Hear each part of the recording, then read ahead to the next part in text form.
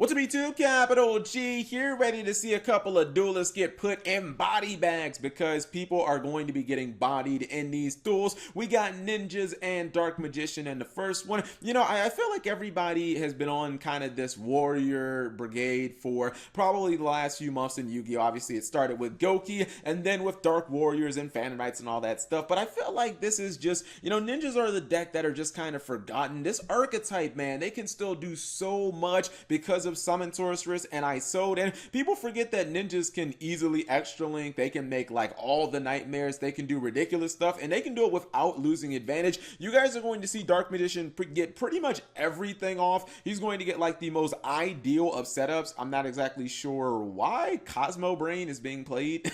That's just weird to me, like who plays Cosmo Brain, but whatever. It gets him a Dark Magician. He's gonna get freaking Galaxy Tomahawk. Like if this is not getting everything you want, I don't honestly know what is, especially because not only did you get your Galaxy Tomahawk, but you're able to get a Saryuja Skull Dread. I mean, he has Dark Magical Circle, he has Eternal Soul, he has Navigation. Like, what more do you want as a Dark Magician player? By the way, this is why you should always run Skill Drain in your Dark Magician deck, because if you get Skill Drain, you probably win this duel. But ISO'd is going to be used. Oh no, he goes for Nightmare Phoenix. Even smarter, because ISO'd would have gotten banished. He wants to get rid of the Dark Magical Circle, and you see that? Didn't even need to start with ISO'd, but mainly because, you know, the original ninjas like Hanzo are obviously not hard once per turns because they're from super past eras. I'm gonna say, man, I don't remember exactly what set Hanzo came out in.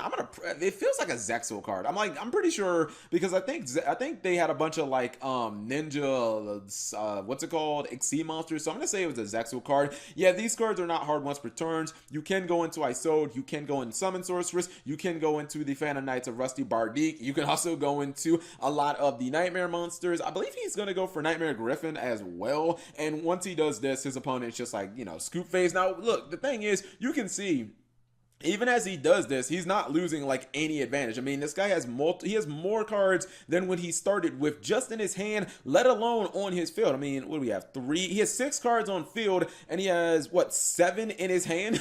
This guy has 13 cards and he started with 6. I think he's even going to make the FA Don Dragster as well. Yep, there's FA Don Dragster. His opponent's like, well, I guess I can't activate this Eternal Soul that set. No, Navigation that set. So I'm just gonna go ahead and scoop him up. If Dark Magician had Skill Drain, he probably ends up stopping all of that. But yeah, never sleep on ninjas because this is stuff that they can routinely do, whether they have to go second or whether they have to go first. So yeah, ninjas obviously are a really spicy deck that deserves a little more respect than they get. I still think they can do everything that like a deck like Goki can, so I don't know why people just don't look at them. Next up, we got Harpies, and this is again a ritual deck. Ritual decks are becoming more popular. I've actually seen some ritual decks that you know, they go first and basically it's kind of just Herald of Perfection with like 5 negates in their hand, because with Pot of Indulgence plus the incantations plus the freaking what's that card, Geldagra, which gets you a couple of Herald of the Arclights in the grave, really difficult to stop them. But this time he's not even going to be able to get set up. He gets those pluses, but just not going to work for him. This was such a cheeky play, right? I never actually knew about this. He's going to use Swallow's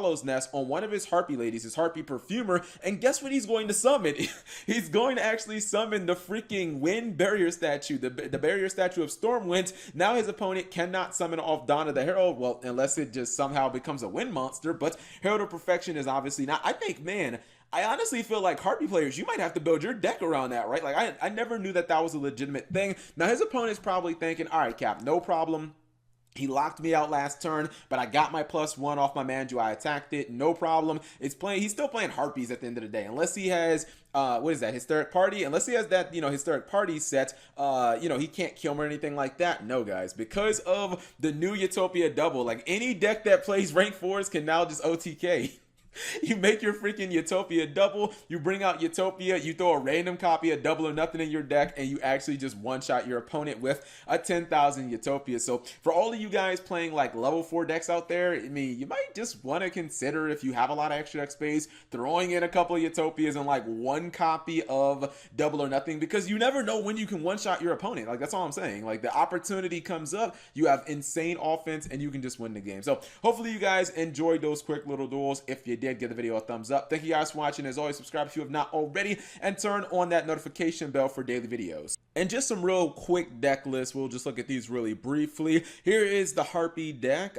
Interesting, 3 copies of Swallow's Nest. We saw that not only summon the Stormwind's Barrier statue, which I feel like is the best application in this deck because it just gives you a turn basically of stun, or at least until your opponent's battle phase. But this also can just summon the other Harpie Lady monsters, and then you can use Harpie's Hunting Ground. I kind of feel like because the Harpie Lady monsters are pretty weak, I would try to find some way of getting like a battle trap in here. I mean, even Lost Wind wouldn't work because if you have Stormwinds on the field, your opponent can't special summon ideally anyway, so Stormwind or Lost Wind is not going to be effective. I would probably just play hard battle traps. Like, I'd probably just play, instead of the trap tricks, I'd probably just play like Stormy Mirror Force or something like that. I can kind of get evenly matched being able to play this card from your hand going second to potentially be a blowout card. But yeah, personally, I would probably try to keep this card a little more protected because I feel like it can be a legitimate win condition. And with Harpies, it's not like your opponent's going to be able to hide behind back row anyways. Like, if you stop their summoning